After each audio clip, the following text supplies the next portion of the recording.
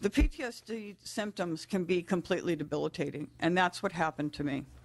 I had flashbacks, nightmares, I have emotional numbing, I was detached, I had no interest in normal activities, I had no feeling like there was a future, I was always looking for danger, I was irritable, I had outbursts of anger, and sometimes still do. I have trouble sleeping, I have guilt. A lot of the guilt's been worked through. I had some very good therapy at the Palo Alto VA. But even physical symptoms like anxiety, dizziness, fainting, feeling like your heart is just going to beat out of your chest, headaches, and even fibromyalgia, I found, was a symptom of PTSD.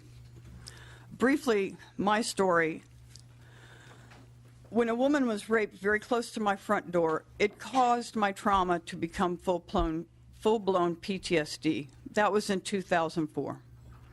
I was suddenly transported back to 1975 at Fort Carson, feeling like I was back in the room where I was raped, unable to verbalize my feelings of shock, fear, isolation, and wanting to die.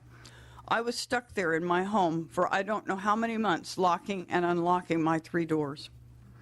It's now 38 years later, and when I think back on that day, I was working in a barracks. It was around noon on a sunny August day. A sergeant from the supply room next door said, "Come here." And I stepped into a busy hall and found myself surrounded by 3 men. I was then backed into a room. A metal door slid shut, and I could hear padlocks being put on the outside of the door. I tried to get away. The sergeant grabbed me. He said, "You're not leaving here until I get what I came for." He pushed me down on a pile of tents and raped me. And when he raped me, he warned me not to tell anyone because no one will believe a private over a sergeant. When he finally let me go, I ran to the door. He told his friend to open it. My boss found me in a state of shock at my desk crying and called the MPs. Before I ever got to the CID, the Criminal Investigation Division, to make a statement, the rapist and his buddies had a story and word got around fast. In the end, my rapist was given an Article 15. He was reduced in rank, lost pay, and was confined to barracks. This is where what we call chain of command harassment started. When you report a rape, you become public enemy number 1. You are treated like a criminal by everyone, and no one will talk to you. If they do, it's only to tell you you got what you deserved and ask how you could turn on your buddies. You are called names, and you internalize these things, and you feel like it was your fault.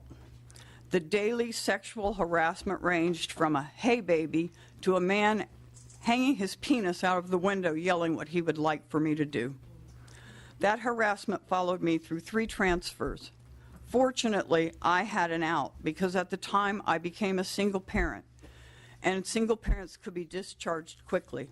They let me go, but that day I began the battle of fighting the fight known as post-traumatic stress disorder. When you are raped, it takes a piece of your soul. Being raped by a fellow service member is a double betrayal, but not being backed up by your commanders is the hardest betrayal of all. When you are in the military, you are in a very well-defined power system. You have a boss, that person has a boss, and up the chain. If you have a problem, there is nowhere to turn. The chain of command is all you have.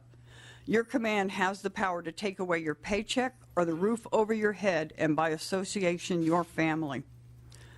Statewide, if we could use the theories of the Military Justice Improvement Act, take the reporting out of the chain of command, make county and city rape crisis centers the point of contacts for those units, work with local resources, like I said before, to find people who can support these members who cannot be transferred away from their predators, giving the victims counsel and support teams to help them with any upcoming legal actions. In general, having state oversight over this problem. We don't have to wait for Washington, D.C. to act in order to fix this problem.